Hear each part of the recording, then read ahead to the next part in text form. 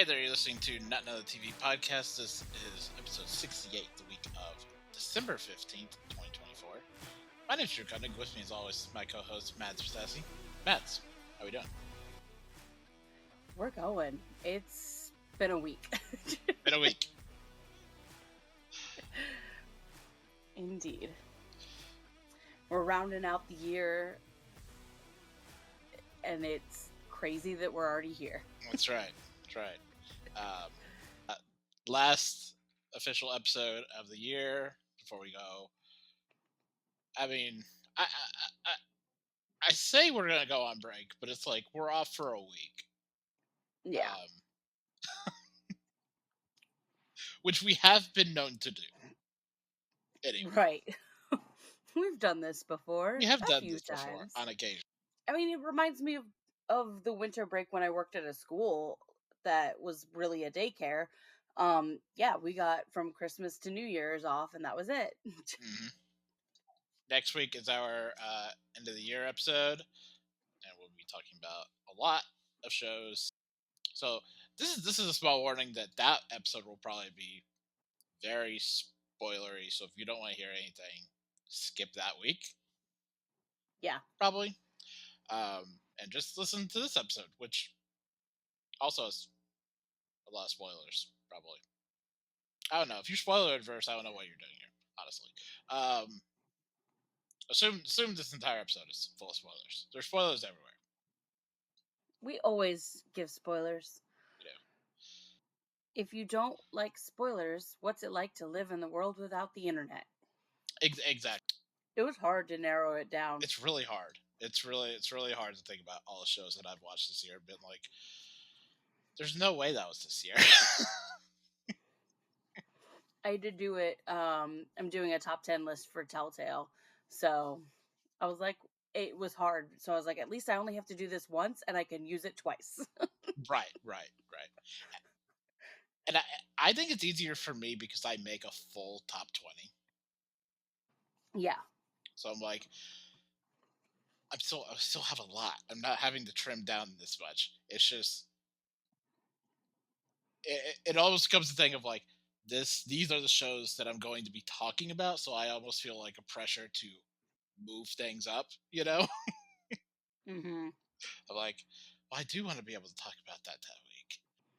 I go through this every year. It's like, just calm down. I drive myself crazy thinking about that. That's okay. I was like, we were like going through our end of the year list nominations, whatever for Telltale.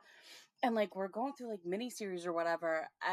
There was Masters of the Air. And I was like, that was this year? I thought that was the end of last year. No, it was the start of this year. Right. I was like, wait a minute, that doesn't sound right. Right. Well, like I was going through the list of shows that I've watched this year, and I was like, "There's no way Percy Jackson came out this year." There's just, I don't believe that. Oh yeah, it did. Yep, came out first thing this year, and I was like, God, that's so long ago. I'll have to adjust my top 20. Each year, I get like a looser grasp on like what actually came out in the year. Yeah, well, I was thinking about it, and I was like, we didn't get any Harley Quinn this year? I was like, that doesn't sound right. Right. Oh no, because I also went through that of like, well, this didn't come.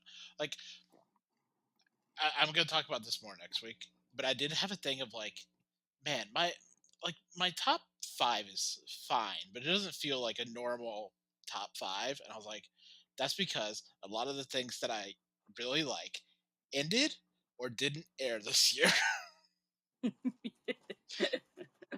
So it's like, I didn't get, I don't have Harley Quinn. I don't have Reservation Dogs. I don't have Yellow Jackets. Mm-hmm. Like I went back and looked at my 2021 list because I was looking at where I had Arcane when the first season came out, and I think I had it at like number 7. Mm-hmm. And I was like, wow, that seems really low for how much I loved that first season. I was like, fuck, what else came out that year? And it was like, oh, Reservation Dogs, Yellow Jackets, Station 11, you know, Mhm. a bunch of shows. I was like, oh, right, it's because 2021 was strong as hell. Yeah. Well, I was like going through and making my list, and I was like for sure thinking that Superman and Lois was going to be in my top 10 because I've steadily liked the show throughout. And I was just like, oh no, it not this year. I have a few other things I wanted to talk about instead. Right. Yes. Honorable mention it is. Hmm. No, but I did have a panic the other day of like, oh God, like Ghosts and What We Do in the Shadows isn't even on my list. Yeah. Oh God, where am I gonna fit that?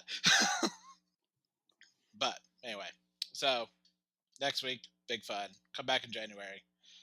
Um, Yep. whatever's out in January, I don't even know.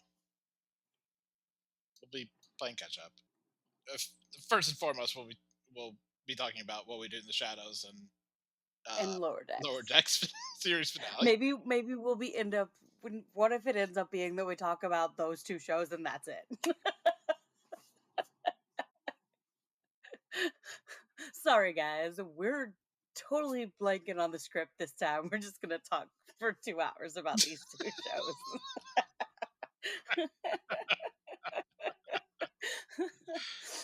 It's an end of an era.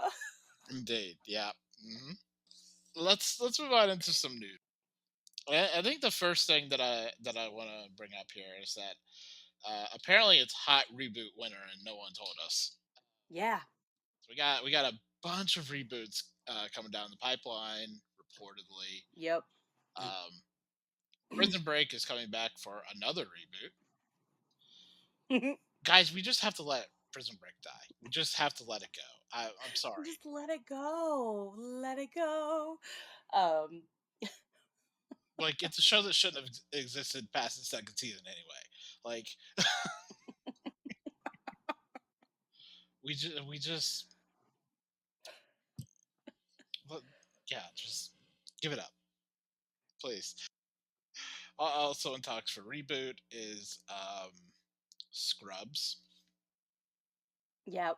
which is an interesting one, I think, because It has potential. it has potential.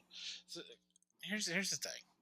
Um, Scrubs season, what was that, 9? Mhm.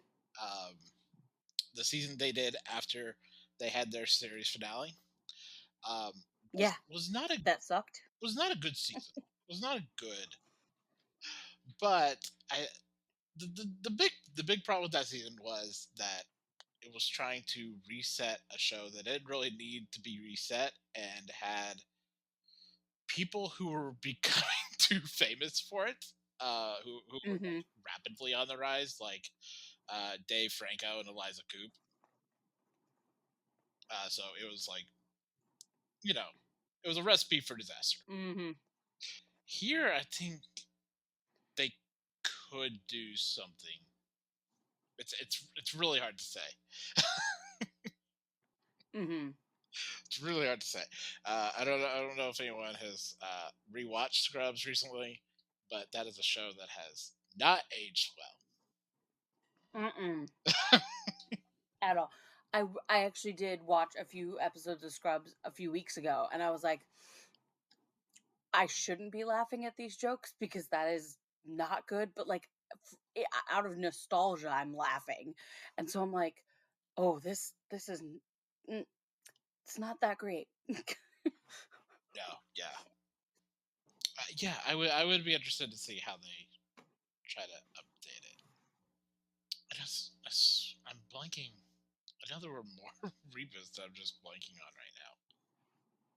right Malcolm in the Middle. now. Right. That was the you That know was the shocking one. I literally see the video because I follow Frankie Muniz, and I'm like, I'm sorry, what? This has gotta be a gag. Like, this has gotta be not real. And then I'm seeing people reporting on it, and I'm just like, "What? Why are we doing this?" Yeah, it's a really like full that was the one this week where I was like, oh, that's out of left field. Bryan Cranston, are you bored? Yeah, it's even more interesting because it's being billed as a 4 episode Mhm. reunion, basically, or like a 4 episode It's event. the Gilmore Girls. It's the Gilmore Girls reboot. Right. At a certain point, you just want to make a movie, you know? Right, because at this point I'm like, are we just bringing Malcolm back or are we bringing all the brothers back? Like, how is this happening? Like, what are we doing here? Yeah. And then the last one here is Friday Night Lights, Oh, yes. which I can see the interest. Like I can see the people still watch a lot of Friday Night Lights on streaming. Right. So I can But also I can see the I can see the need for like sports centered dramas for teens because like there's a missing element there. Like I feel like we're not getting a fill of that. right, right. There really is no I mean there aren't many sports shows in general. There's certainly not one in a teen sense. But like a lot of shows had like some kind of sport, not necessarily football, but like there was stuff that was centered on basketball teams and lacrosse teams and like Hmm. so those people that like sporty type stuff in their dramas, they got that, and I feel like there's like a desert of that right now for teen dramas. Well, there's also just not any teen dramas. Not anymore, no. Like we're kind of not in that zone anymore, which is sad. But yeah, that this might be the one where I'm like, yeah, that makes sense.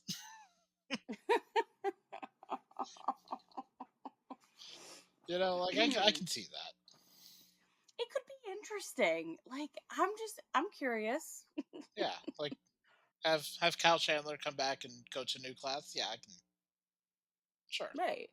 100%. Though I feel if they tried to bring Scott Porter's character into it, they'd have issues because, the whole disabilities thing. Right. So the goat is a weekly segment we do here on the podcast where myself and Mads nominate a best TV character or episode and pit them against each other on a poll on Instagram, Tumblr, and Blue Sky and TikTok. So debating on whether I want to like. I don't even know if TikTok will stay an option. Yeah, Do I we even don't know mention where we're going to TikTok be. anymore? Because We don't know when it's going to end. yeah, so that might be best to jump off now. So to catch up a little bit, look back at our um, pick we made for the week of school centric episodes or Yeah. characters, um, where I nominated Modern Warfare from Community, and you nominated Get Cape, Wear Cape, Fly from One Tree Hill, and Yep. Modern Warfare came away with the win on this one. Not that surprising. I won't deny The One Tree Hill fandom has kind of like gone into hiding. So, that. Which brings us into this week. Commemorate the holiday season that we are coming steadily into. We are going to be nominating our best holiday episode. However hmm you choose to describe that, and whichever way anyone listening chooses to describe or interpret that. And so the very storied tradition within television. At one point or another, pretty much every show has done a Christmas episode or a Christmas special. So there is no lack of quality picks. Indeed. But with that being said, Mads, hit me with your pick for the goat this week. So I'm actually really glad that this was the goat pick for this week because I have recently restarted watch I started a rewatch of Supernatural. If you follow me on Blue Sky, you've probably seen me tweeting not tweeting, posting about it. Um and this week I happened to get to, or like within the last week or so, I've happened to get to the one Christmas episode that Supernatural did in season 3, episode 8, A Very Supernatural Christmas. And it's a good one because it has a really good lore with the Anti-Claus, Krampus type, creature. And there's also that whole holiday vibe with Sam and Dean because they're celebrating what they believe to be Dean's last Christmas topside because he is going to be pulled to hell within the next few months and they know that their time is running short.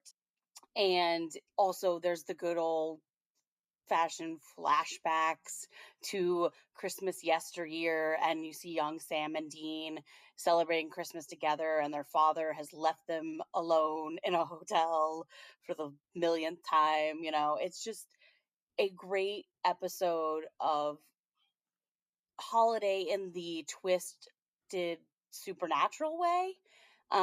But also there's still holiday cheer and humor and brother bonding that we've come to love with this episode. And my favorite scene in this episode is the little old lady who's doing these sacrifices to this creature. Um, is trying to pull um Dean's tooth out, and he curses at her, and she goes, "Now in this house we say fudge." And so he goes, "You fudge and come near me again, I'll fudge and kill you." And it's like, it's just so funny because it should be very serious, but instead it's made humorous by the fact that they have to alter their language because this little old lady who's going to kill them. Um, so it's just one of my absolute favorite holiday episodes to ever watch, and it was nice to get to rewatch it recently.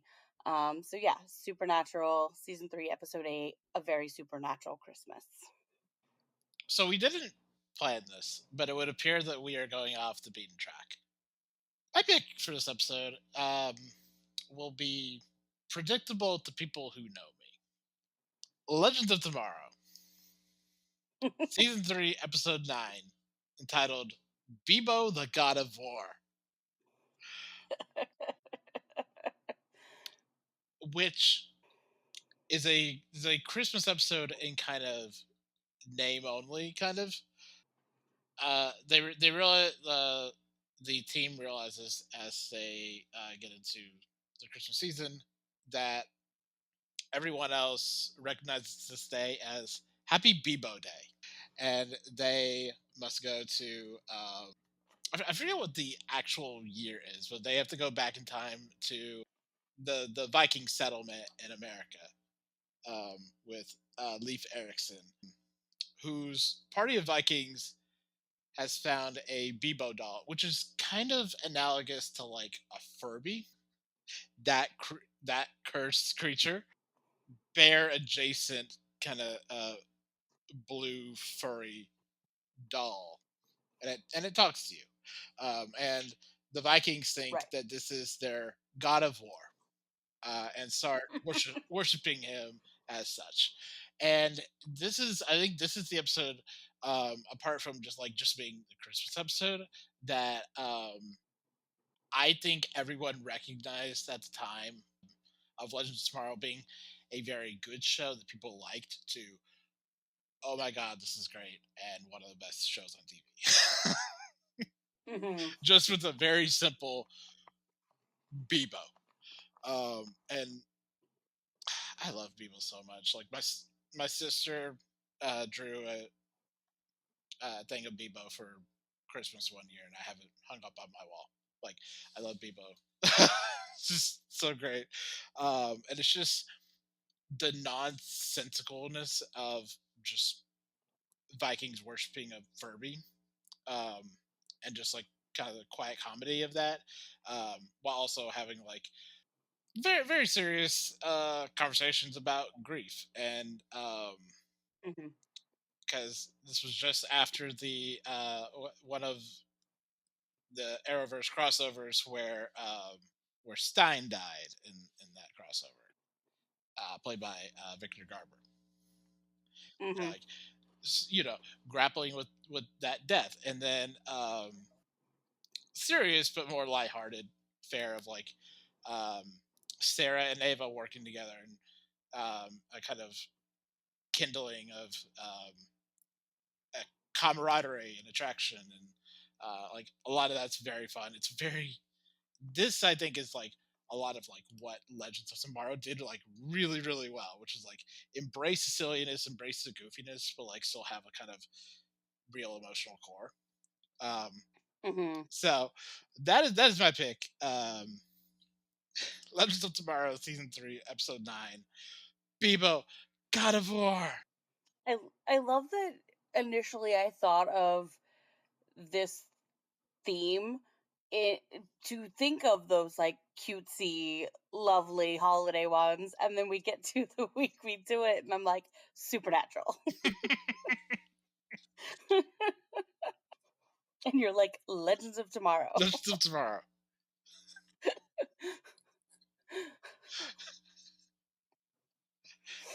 I mean, I could have brought up the Sense8 Christmas special,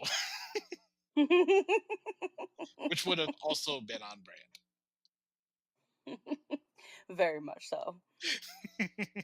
You will have 2 days to vote for this. It will be up, as I said, on Tumblr, Instagram, and Blue Sky. And be sure to like share on all your social platforms. Stay tuned for what we will be doing in the new year, because I have not thought that far ahead yet. That's that's tomorrow, Drew You problem. cannot make me be held responsible for 2025 yet. I just refuse. You're like, I don't know who I'm gonna be in I 2025 yet. You have to wait till January I 1st. don't even know if 2025 is a real year that will exist. And without anything else, let's move on into the main part of our show. To kick us off for our week in TV, as always, we're talking about Dimension 20, Misfits and Magic, episode 2, entitled Class Conflict. And I think the fun thing about this, and it's also the kind of low hanging fruit of the parody of this Hmm. all is let's Yeah. just really dig into all of the nonsense that is Harry Potter and Hogwarts and everything that Yep. that inhabits. So it really is just like a nonsense fest of like it's basically think piece of like here's everything wrong with Harry Potter, Yep. which And we get it in the form of these four characters being utterly confused by certain things. certain things, yes, And not to like really get into it, but like I really enjoyed that by the end of the episode, Evan just loses his shit about it and says, maybe we're just confused and like just goes off. I do like that we've started with Evan already at a place of emotional instability, Yes. and we're just like gradually making him more and more unhinged. Yeah.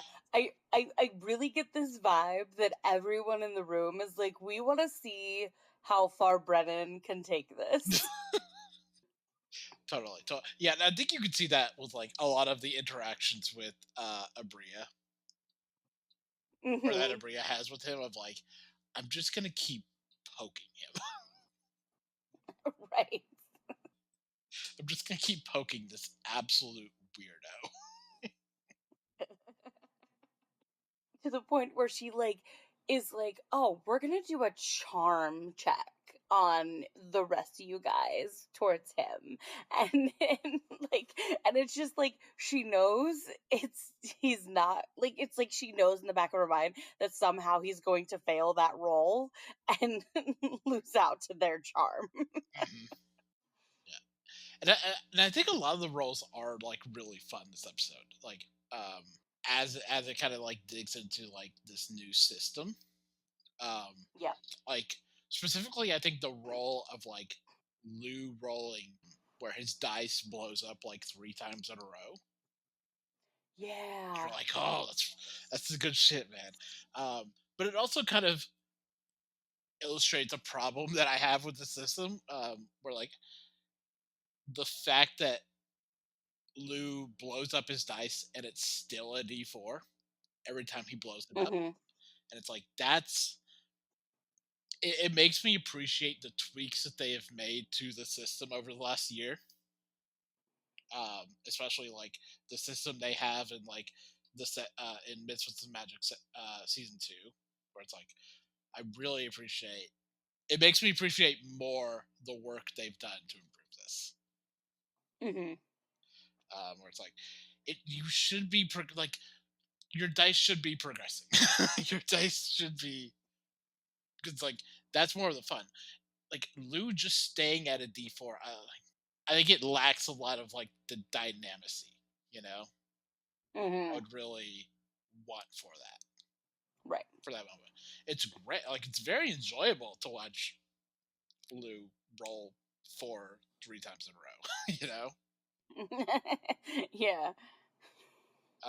But I think like that's what makes that work is just the excitement that Lou and the other players have, not necessarily like successful that part of the games. Amount is, Yeah, yeah. how successful that. But there's a lot of really fun stuff throughout this episode. Their version of the Sorting Hat is just exactly as ridiculous as it needs to be. Yes. And the house they get put in is just because they don't know what to do with them, so they're like, just put them with the others," which is like how Hufflepuff was always portrayed by other students, and I'm like, poor Hufflepuff, you guys are just, you're the lovable little teddy bears. Yeah, yeah. Oh God, but like especially going back and watching this season, and especially coming off of the second season, the fondness I have in my heart for uh mess with the goat, you get the horns. Yeah. God, that's just such a good line. It is. It is. I was like, honestly, I was like, you know what? I like that your mascot's a goat. Like, that's cool. Very That's kind of badass, actually. right, right. Oh yeah, and I love Brennan like freaking out of like if I get Scorpion House, I'm gonna kill myself.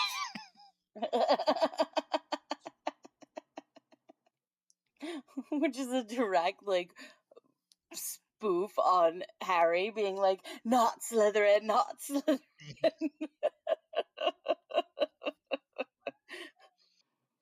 Yeah, and then just like that entire conversation about like the different houses, and Brennan just being like, okay, so that's just straight up tracking. Yep.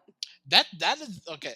Brennan's Brennan's diatribe about tracking is like that feels like a very good example of I believe Brennan knows what tracking is. I don't know that I believe Evan knows what tracking is. Would track.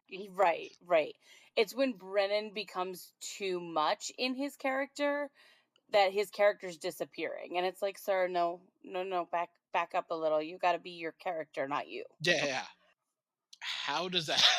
How does Evan? Because the way that Evan's been portrayed is like a weirdo outcast who like isn't allowed to live with anyone else, or like isn't allowed Hmm. to like be in like normal society, because weird shit will Right, happen. right, and that's why him knowing all these facts about birds like makes sense. It's like, okay, he can't be with normal people, so he focuses on something he does enjoy. Okay, birds. Right, right. And I think like to accept that Evan knows a lot about like educational terms and educational jargon, you have to like take a lot of mental steps to be like, Mhm. okay, so Evan read not just one book, but like must have been a lot of books about education. Why would Evan do that? Right. To what way does that benefit Evan? So I think it just takes more like it takes more mental gymnastics to make that leap of like, sure, I guess that makes sense. It would have been an easier leap if it wasn't for the fact that Evan is homeless. Like, Right. if you had him in a happy family and just being the black sheep of the family, absolutely I'd believe that leap. But not the character you've created. Right. I think Brennan took Evan just that little bit too far for that and the Brennanisms to make sense, you know? Mhm. Like I think in a Yeah. lot of characters that Brennan does, those quirks make sense. But here it's like, mm. I don't know about that, bud. You have to really explain it to me to make to convince me cuz I'm not seeing it. Mhm. Yeah.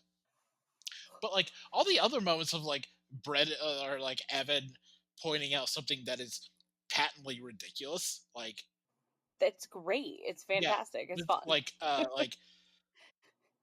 the bit about they don't clean up their poop Mhm. and they just like wave it away somewhere, which by the way, guys, is a real Harry Potter thing. Like that's a real canonical part. Yeah. Yep. That's a real thing that J.K. Rowling thought and went, that seems fine. Like, it's just like it's so as a kid, I'm reading these books and like they're talking about chamber pots. I'm like, oh, okay, whatever. That's just like whatever. But like, no, they literally mean chamber Yeah. pots. And I'm like, why? But I think I'd love the implication here even better that they are just shitting indiscriminately on the floor. That's really good. I also one of my favorite things about this episode is the realization of Sam and Dream's wands and Mhm. just their reactions to it, right? Because Dream is still holding out hope for, darker things Right. and gets a pink wand with pink ribbons. I do love in a kind of you know non physical set, without in a season without like minis and sets, Mhm. that Abria had that ready to go. Yeah, it was so cool. It's really good production design. It's really rad. Yeah. Uh, So much so. Like, so cool. oh no, I did really love the joke about the wizards not knowing what a nuclear bomb is, Yeah. and it's just these the wizards as Mitzvahs and magic presents them as oblivious dummies. Mhm. It's like you have to have like not only is it stupid, it's irresponsible. Like the humans could just be up to anything. Like non-magical people could just be up to anything, and you're like, I don't know, whatever. Whatever, it's not my problem. Which is one of the wildest things I think about the 6th Harry Potter book is that's when you find out that the ministers of both worlds have met each other and that neither of them really care to really keep each other abreast of the important facts of anything. Right. And it's like, wait, what? What do you mean? Your guys' worlds intersect and you're not going to keep each other in the loop on everything? Are you wild? Okay, fine. Oh yeah, yeah, yeah. We're bringing in another dragon, but don't worry about it. What do you mean? Wait, dragons? What? Like,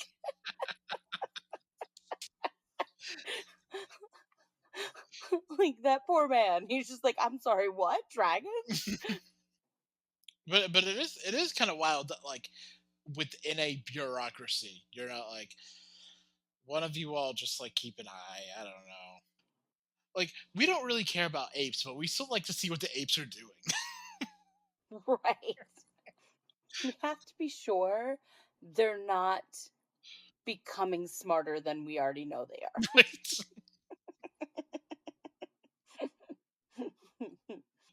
are. I'm having a lot of fun with Misfits and Magic this time around. Well, I'm having fun my first time around, so Yeah, it's very enjoyable. Well, let's move on to our next show, Star Wars Skeleton Crew, Episode 3, entitled "Very Interesting as an Astrogation Problem." So what do you think about this episode?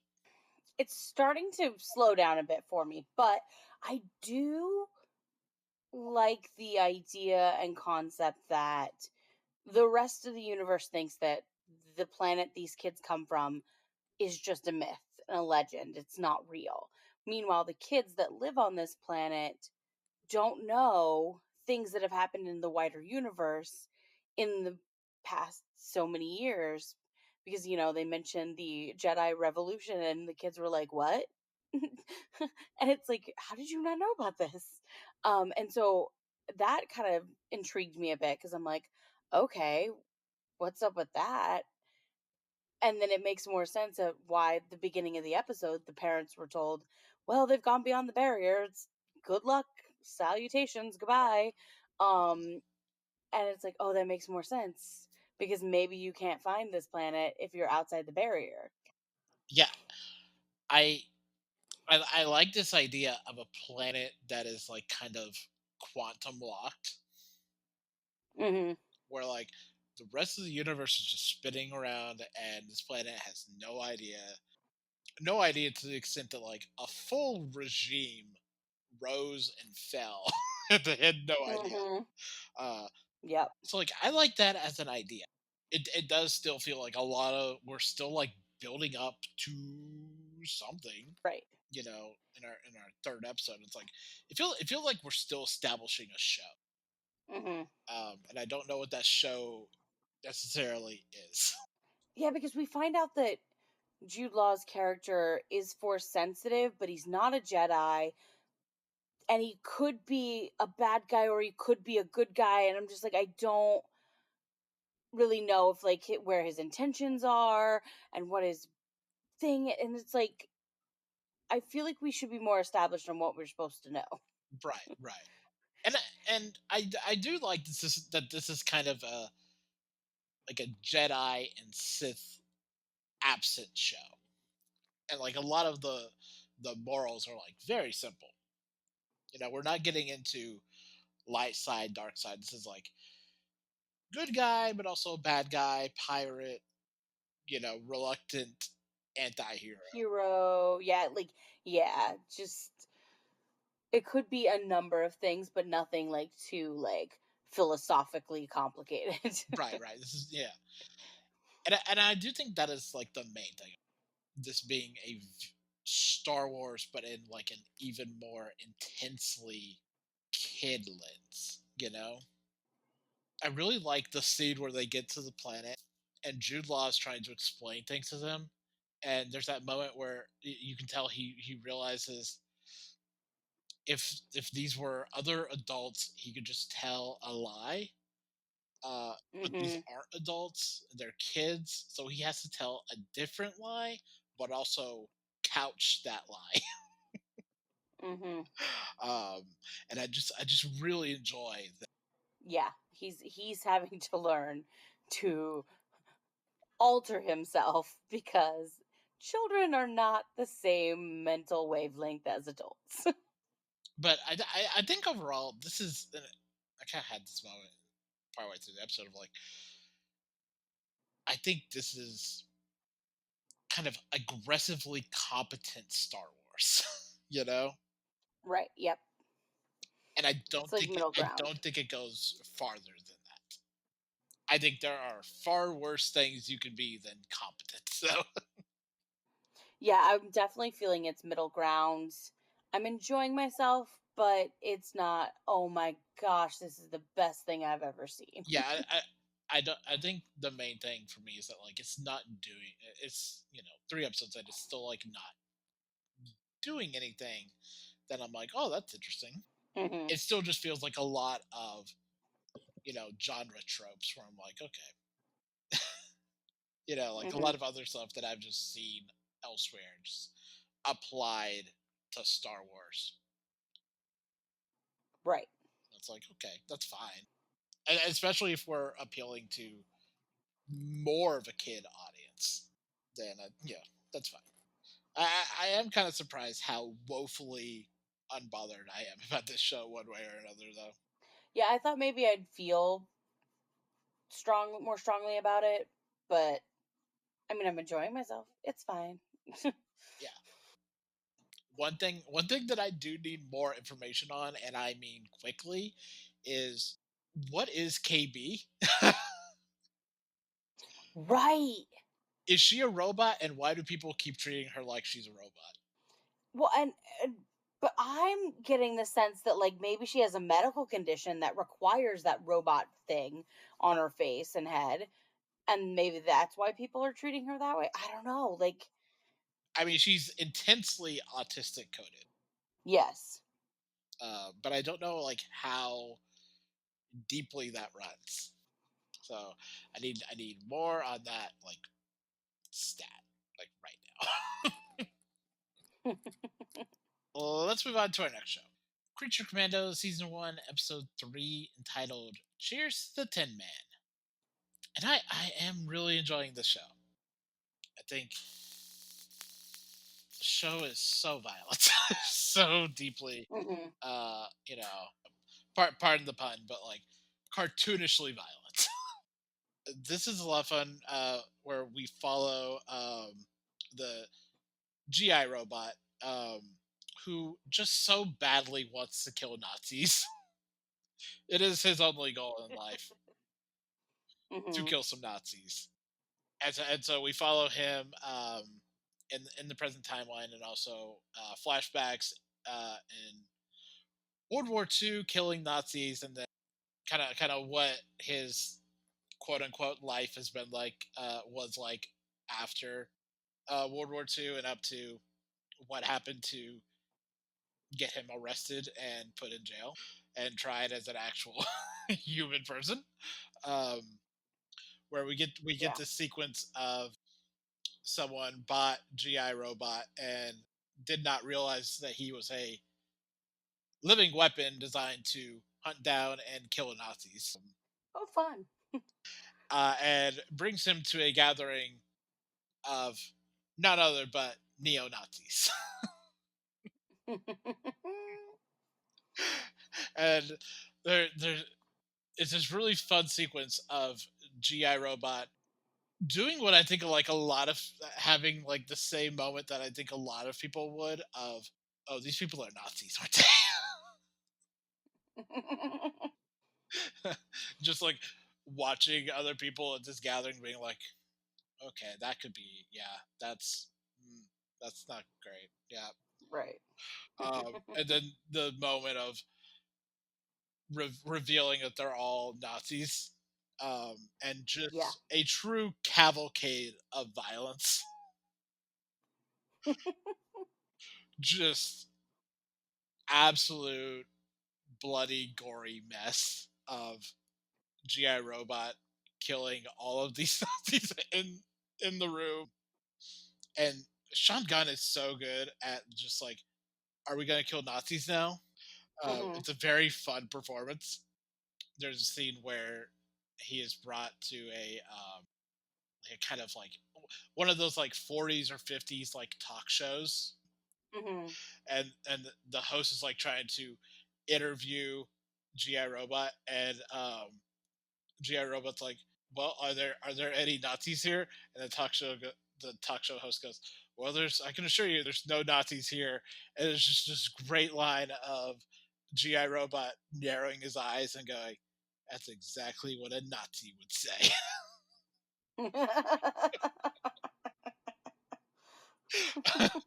This is really fun, folks. That's exactly what a Nazi would say. It's the perfect, like, it makes the perfect reaction gif. I think, if that ever catches on, it would be the perfect thing to just throw up on Twitter all the time. Uh, also, anyone criticizing the slaughter of a group of Nazis is telling on themselves in a way that I cannot possibly conceive. Violence against Nazis is never a bad thing, unless this is presented in a court of law, in which case this is a joke. Let's move on to our next show, Ghosts, season 4, episode 7, entitled "Sad Farnsby." Yeah, this one was funny. This one's really funny. I have to start with the dinosaur bed is very good. I was not expecting that story to go that direction. Like when the box shows up for the dinosaur bed, I'm like, oh, that's cute. That's so in line with Isaac. Like whatever. And I just thought that the story was going to go as far as Isaac trying to figure out where he was going to put it, them trying to put it together, like all that.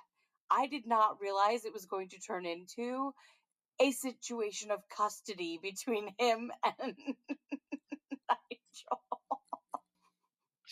It's yeah, it's very good. Very much a course correction uh, from this, first part of the season, where it's like, and especially the you know finale from last season was like, wow, a lot of stuff is just happening with reckless abandon. It felt like the writers were finally like, oh, we know what to do with Nigel again. We have ideas. And it's like, okay, good. Because it's like you forgot you had a whole nother set of ghosts in other parts of the house. Mhm. Because we also see the basement ghosts in the episode before this, right? And Right. so it's like, oh, okay, good. We've remembered the basement ghosts. Yeah. Although the show is still very insistent that Carol is there somewhere. Even though we never see Somewhere. her. Where exactly is Carol? Who's to say? Who's to say? I will say, because we didn't talk about ghosts last week, so we can kind of like mention this too. Will say the previous episode with them finding a snail ghost. Like, are you kidding me? That's really good. That's one of those It was so good. that's one of those lore things where it's like, oh, that's so yes. That's so good. Yes, exactly. And that his suck off process is very, very, very slow. Right, right. No, I just love the idea of most animals don't stick around because they are too good. And Hmm. therefore that must mean that this was one evil snail. It's just so delightful.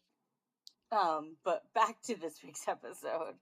Um, the fact that we're going through this episode with the obnoxiously annoying neighbors that they seem to have finally remembered exist, but yet they're trying to make us believe that he's been bugging them this whole time. And it's like, it would have been funnier if like you've had this established moment, even if it's just like a 5-second moment in each episode, and then in this episode you finally get him to back off. That's great storytelling, but just trying to convince us in one episode that he's been around this whole time. Yeah, and it's a fine plot with them. Like it's It's whatever. Yeah, it's whatever. yeah. I although I do like that we've gotten to the point where it does seem like Sam has tuned the other ghosts Mhm. out and is actively not listening to them. Like that's very funny. 4 seasons in. Like, yeah, they go off on their own little huddles off in the corner, and she's just not paying attention. She doesn't care. I mean, it ties in really well with the previous episode where she just thinks everyone around her is a ghost, and so she talks to them as if they are. Yeah, yeah, yeah. We have gotten to like the reckless abandon part of talking to ghosts. But I also appreciate that they think they're getting these two back together because it's their wedding anniversary and it ends up being their orgy anniversary, and I think that's just hilarious. You little weirdos. Let's move on to our next show. Star Trek Lower Deck, Season 5, Episode 9, entitled Fissure Quest. And this is the penultimate episode. And as I mentioned, we will not be talking about Mm, the series finale until next year. yeah. So, Oh man, what an episode. one episode. Just, I cannot possibly imagine a bigger middle finger to Rick Berman. Just 20 minutes of go fuck yourself.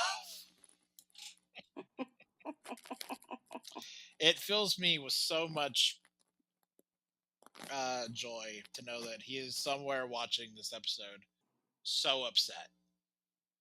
To those who may not be aware, Rick Berman was kind of the Kevin Feige or Greg Berlanti of the Star Trek universe, and Hmm. throughout Yep. the '90s and into the aughts. Like he was the main. He was like the one really shepherding, you know, Next Generation and Deep Space Nine, Voyager, and also Enterprise. Um, Right. he was also wildly homophobic, Hmm. and very likely still is. He is a true piece of shit, Yep.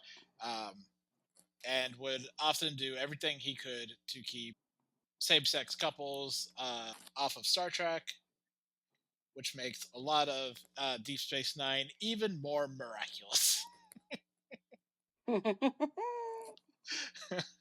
Jadzia Dax makes out with a full woman in one episode, and that is a minor miracle. But big, uh, one of the big things was that Rick Berman was adamant Adamant. that Bashir and Garrick never get together. Yep. And I've never even seen Deep Space Nine, and I know this lore. Yes, which Andrew Robinson, who played Garrick, I think took that as a challenge and played every scene as if Garrick profoundly and badly wants to fuck Bashir.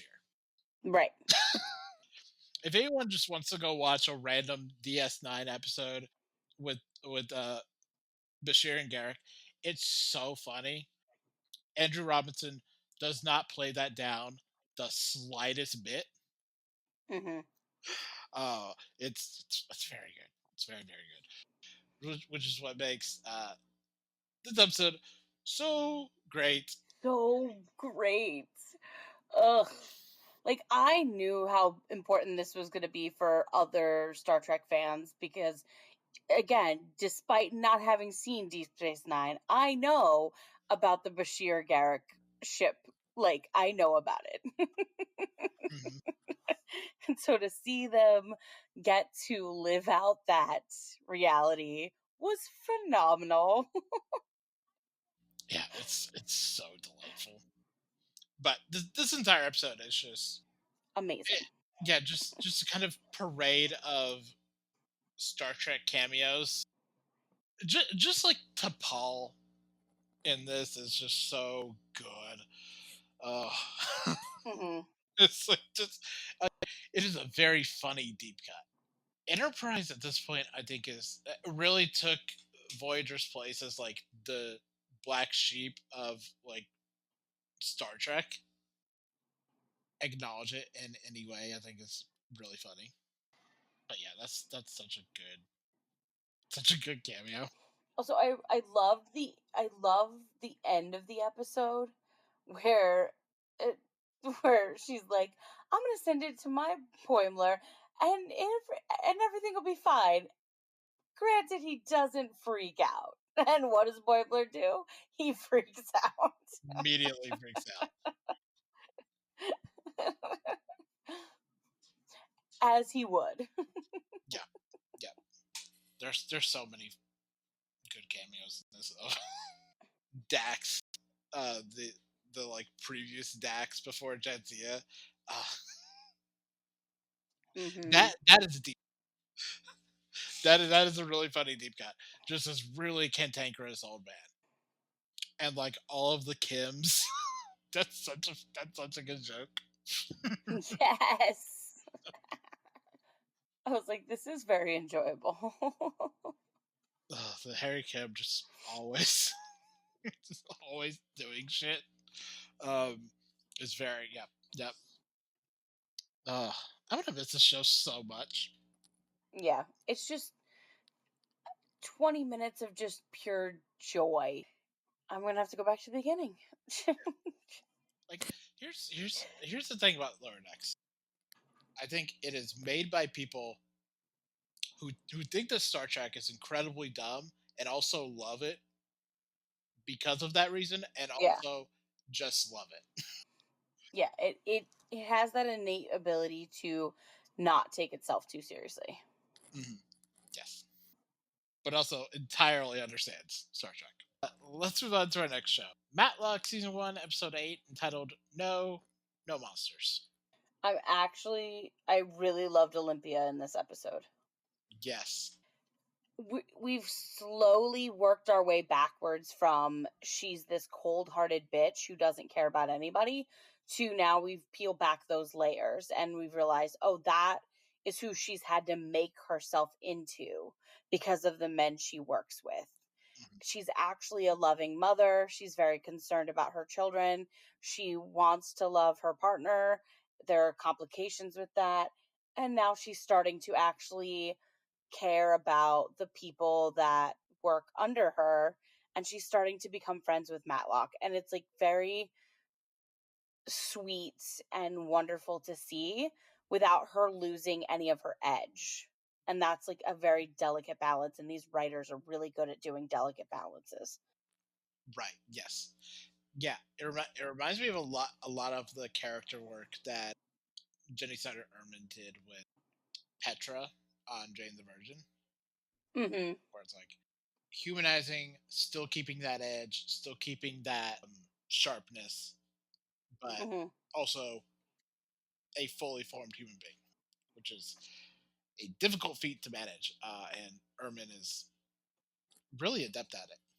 And Sky P. Marshall's like showing that she has that ability to portray that really well. Yes. Um, I just really, really loved the scene with Marshall and Bates in the car.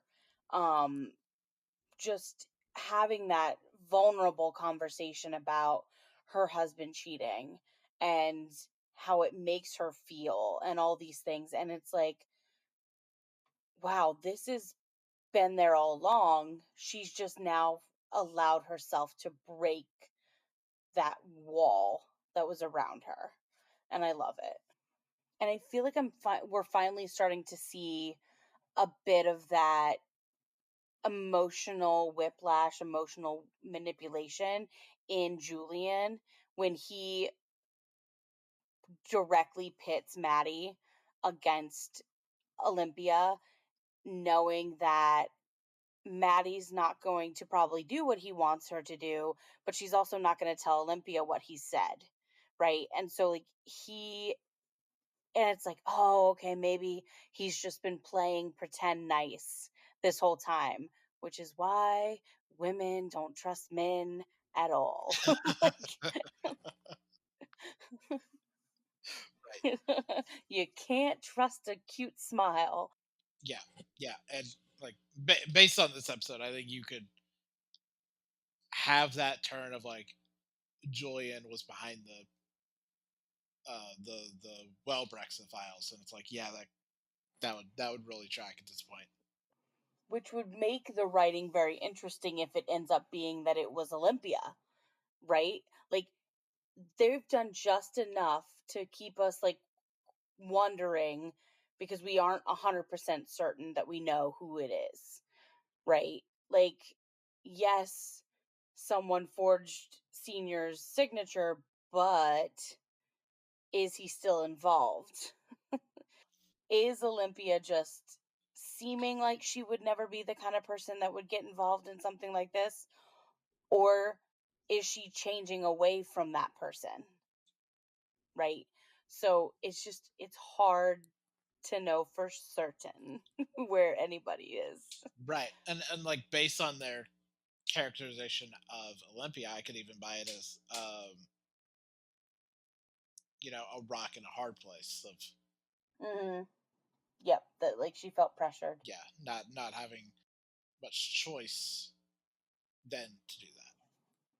And I also enjoyed the very emotional scene with Kathy Bates, Bates is Maddie, and Edwin, when she breaks down to him and tells him that him saying like last time really like triggered her and made her really feel a lot of pain with how she handled things when Ellie was a child, right? So like I think this is the most real we've had from her at this point, and it's heartbreaking. You see where she has that desire for justice because she's just heartbroken. She's a grieving mom who hasn't really been able to express that grief. And bless the show, it is doing whatever it can to make Billy work or the Billy plotline Yeah. work, which I think mostly works because it's just playing off of Sarah, and Leah Lewis is very good at that. Yeah. Like I'm pretty convinced that Leah Lewis could like act against the wall and just talk for 5 minutes. Yeah. 100%. No, I really love her delivery of my friend in IT or something, Uh-huh. and it's just like no human being has ever said those collection of words like that. Right. You fucking weirdo. She is a true menace to society. She, indeed, she is.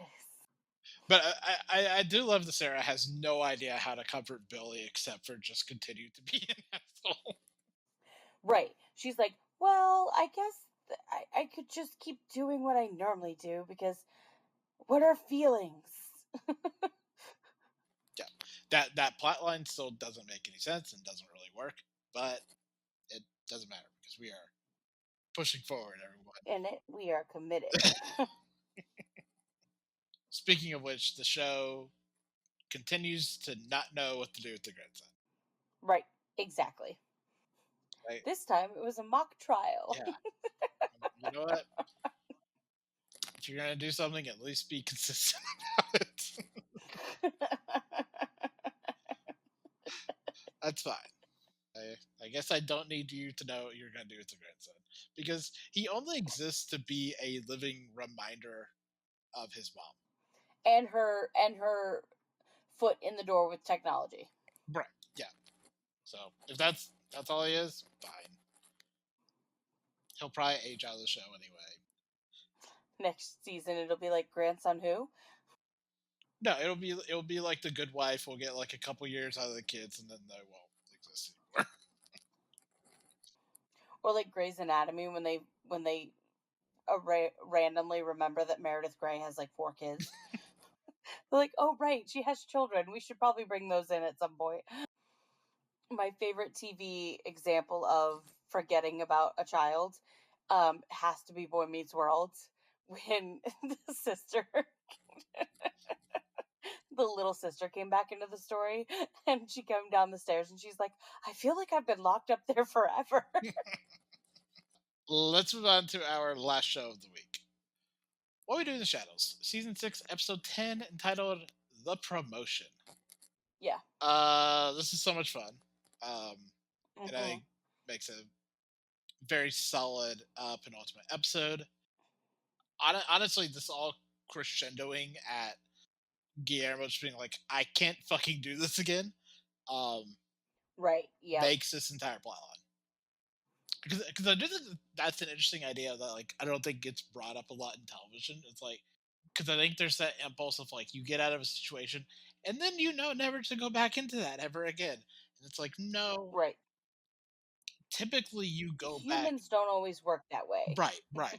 Well, I think it's like the same philosophy, like in a weird way, it's the same philosophy we have about like alcoholism and like drug addiction on Hmm. TV, where it's like they kicked the habit and they never went back, which a is Or well, yeah, I feel like TV has two extremes with regards to stuff like that. It's like either they kicked the habit and they never went back, or they kicked the habit, but oh no, look, 3 months later they unkicked the habit, and like, it's like it's either they can't kick the habit completely, or to the point of like their life is a mess, or they kick the habit and we forget that they ever had it. right, right. And like I always remember the thing that my mom told me once when she was talking about like addiction and alcoholism, because she's a clinical social worker, and Hmm. she's saying not only is relapse expected, it's a necessary part of recovery, Right. which is not a mindset that we have towards that. Like even just in regular society, what we are perceiving as a failure is actually a crucial part of the process. Right. Um, Exactly. which is a roundabout way of saying it makes perfect sense that Guillermo would fall back into this and Hmm. have to kind of divert away. Like that is good writing. Like that's smart writing. Right, because if we think about it, Guillermo lacks confidence to not make that mistake again. And so he's looking for that validation. And so when he finds it in s- either Nandor or in this job in this tech company, he gravitates to it and ignores the red flags that tell him this is toxic. Get away, get away, get away. Mhm. Yeah, but another huge part of like what makes that work is the Nandor of it all. For a season that hasn't really wanted to address the unresolved romantic and sexual tension of Nandor and Guillermo, there's been so much of like subtextual. Like I think back to the episode of when Nandor started his own army, Hmm. um, and then this episode of talking about Nandor and Guillermo's relationship without actually talking about it. Specifically, having canon sub in as like as Guillermo's new relationship as a rebound from Nandor, Right. and treating Nandor as if they were actually together, like with like a lot of the same language, you know. Right. So I think of that like in the like earlier conversation between Nandor and Guillermo's boss, like Hmm.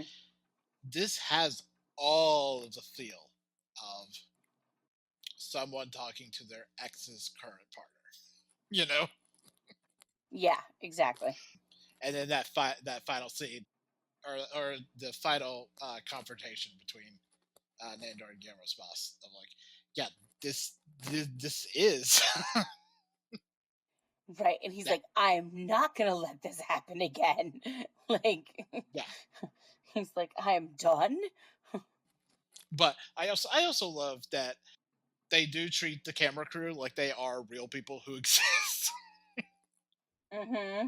um, and are Yep. actually there. Yeah. And they're using it as their own, like, blackmail device. Like, it's great. It's fantastic. Yeah, because I think too many of like these mockumentary shows, like The Office and Parks and Rec, forgot that they were there.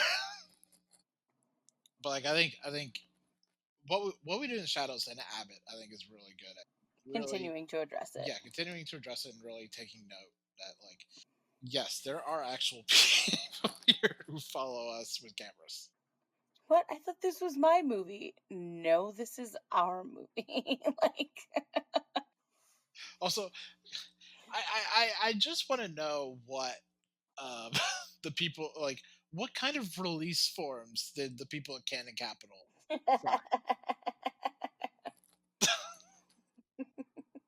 Like, what the yeah. What exactly is the protocol for this? What is the length of time you're doing this? I'm gonna miss this show so much. But we will talk about again. We will talk about the last episode when we come back for the new year. That is it for this week. Next week, be back for our end of the year episode. If you don't want to listen to that, come back top of the year. We'll be talking about whatever TV. I don't even know what TV is going to be here the first week of January, but we'll find something. We will find something to talk about. Until then, Matt, where can we follow you online? You can follow me on Twitter, Blue Sky, and Instagram at DorothyNYC89, and on Tumblr at MadsWorld15. Nice. And you can follow me on Blue Sky at Draconic and everywhere else at that. Um, you can follow the podcast at Not Another TV Podcasts on all your social media platforms. And email us at notanothertvpodcast at gmail.com with any thoughts, comments, or questions you may have about the show. You can find previous episodes of the podcast on Apple Music and Spotify, or Apple Podcasts and Spotify, along with whatever other podcasting device you use. Uh, and also find our Libsyn feed at libsyn.com/TV podcast. That has our full podcast directory. Um, until next week, or I should say until the new year. If you're not here next week, don't go in the ocean. It's none of your business. If a billionaire tries to tell you to go into their sub, I don't know. You deserve everything You coming to deserve you. everything coming to you. And if you see a healthcare CEO, go and be with No, God. you didn't. You do what feels right.